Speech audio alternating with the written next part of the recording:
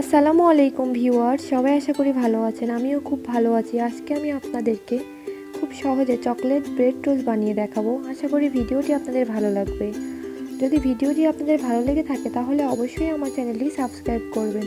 তো চলুন ভিউয়ার্স, ভিডিওটি দেখে নেওয়া যাক।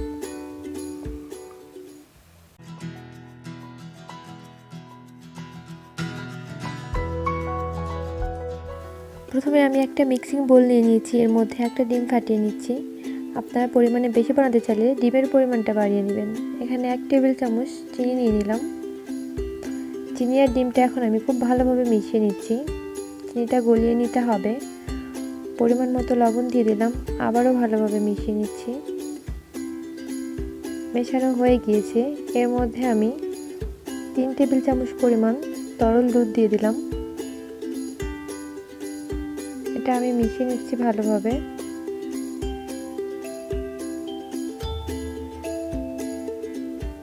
এর মধ্যে আমি 1 টেবিল চামচ পরিমাণ কোকো পাউডার দিচ্ছি। এটা কিন্তু বাচ্চারা অনেক পছন্দ করবে, কারণ এটা চকলেটি টেস্ট হবে। দেখুন, এটা আমি খুব ভালোভাবে মিশিয়ে নিচ্ছি। এটা কিন্তু একটু দলা দলা হবে। এটা যখন ব্রেডের সাথে লাগবে তখন দেখতে অনেক ভালো লাগবে। দেখুন, আমি এখানে ব্রেড কেটে নিয়েছি রাউন্ড শেপে। প্রথমে আমি একটা ফ্রাই প্যান নিয়ে নিয়েছি। এর মধ্যে 2 টেবিল চামচ পরিমাণ তেল দিয়ে নিয়েছি। তেলের পরিমাণটা আমি কম নিয়েছি, কারণ এটা আমি ডুবো তেলে ভাজবো না। খেয়াল রাখতে হবে তেলটা যেন খুব ভালোভাবে গরম হয়। এখন আমি ব্রেডের টুকরাগুলো ডিমের মিশ্রণে ডুবিয়ে তেলে ছেড়ে দিব। এটা খুব ভালোভাবে ভেজে নিতে হবে। ব্রাউন কালার হওয়া পর্যন্ত এগুলো আমি ভাজবো। সেখানে 2 থেকে 3 মিনিটের মতো সময় লাগবে। চুলার আঁচটা মিডিয়ামে রাখতে হবে।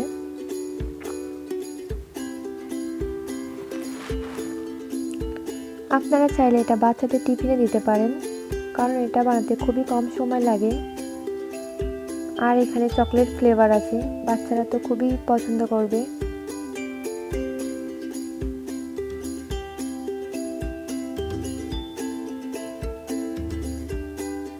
আর ব্রেডটা সবার ঘরেই থাকে, তো ঝটপট রেসিপিটি বানিয়ে ফেলা যায়।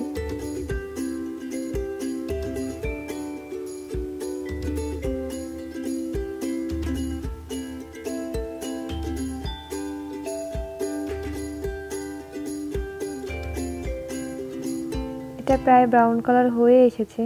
দেখুন ভিউয়ার্স,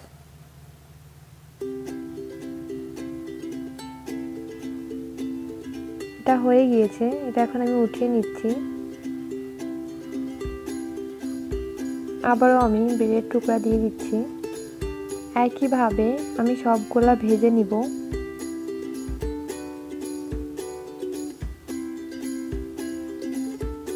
দেখুন ভিউয়ার্স, সবগুলো ভাজা হয়ে গিয়েছে। এটা এখন আমি পরিবেশন করব। ভিডিওটি যদি আপনাদের ভালো লেগে থাকে অবশ্যই লাইক, কমেন্ট, শেয়ার করতে ভুলবেন না। আর যারা আমার চ্যানেলে নতুন এসেছেন, এরকম আরও নিত্য নতুন ভিডিও পেতে অবশ্যই আমার চ্যানেলটি সাবস্ক্রাইব করবেন। সবাই ভালো থাকবেন। আল্লাহ হাফেজ।